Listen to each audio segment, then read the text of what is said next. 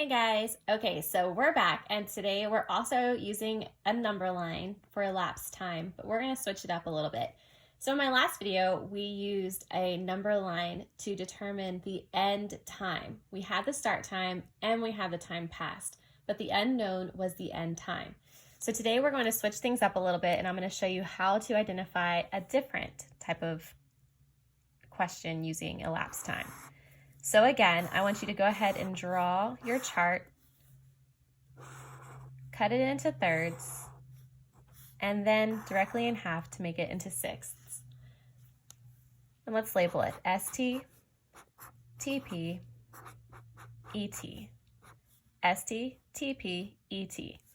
Start time, time passed, end time. And we'll get started. So instead of us working at a begin time and then finding our end time with the time given or the time past given, let's work backwards. This time in your word problem, they might give you something that says that you end your trip at 1:30. You traveled in the car for a total of 2 hours and 45 minutes. The unknown now is what time did you start your trip? So this time we're going to have to work backwards. So remember the rules. We show mountains,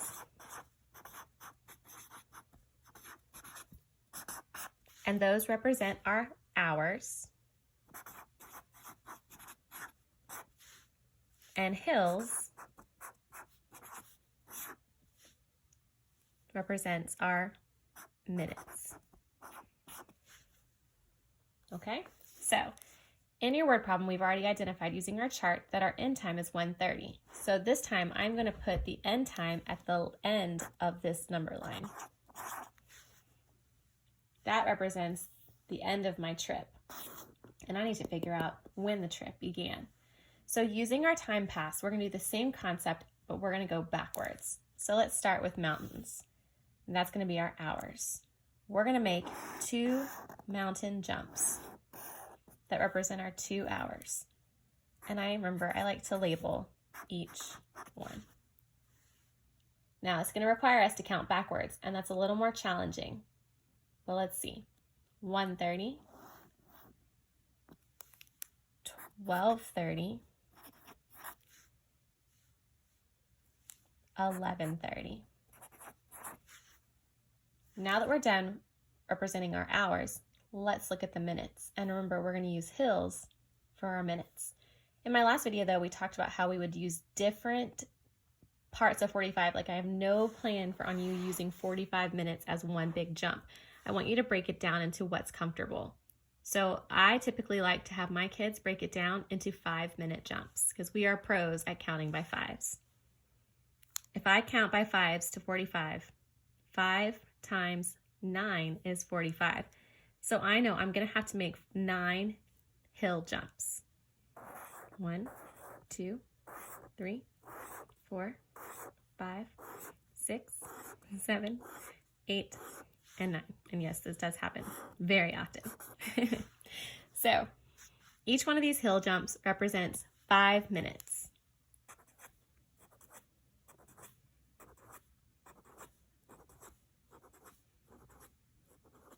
And I always want them to go back and make sure that they counted correctly.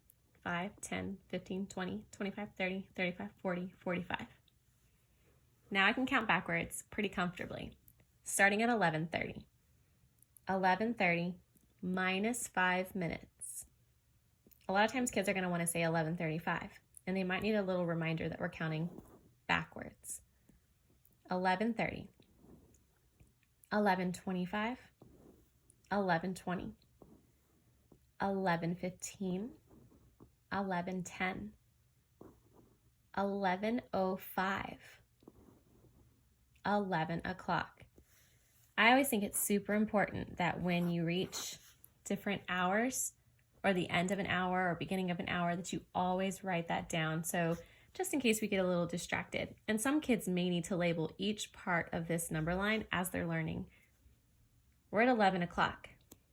Now, as kids get better at this, you'll see they can probably figure out there's 3 jumps, and that's 15 minutes. 15 minutes before the hour, they might start really knowing what that time on a clock is. But until then, we need to start off at 60. Remind kids that hours have 60 minutes. So this really represents 60. 11 o'clock. The hour that comes right before 11 o'clock is 10 o'clock. So one 5-minute jump is going to be 10:55. 10:50. And 10:45. As you can see, that now we know the start time was 10:45. End time was 1:30. The time that had passed was 2 hours and 45 minutes, which means that we got on the road at 10:45. I hope this was helpful when determining your start time using mountains and hills on a number line. Thanks for watching.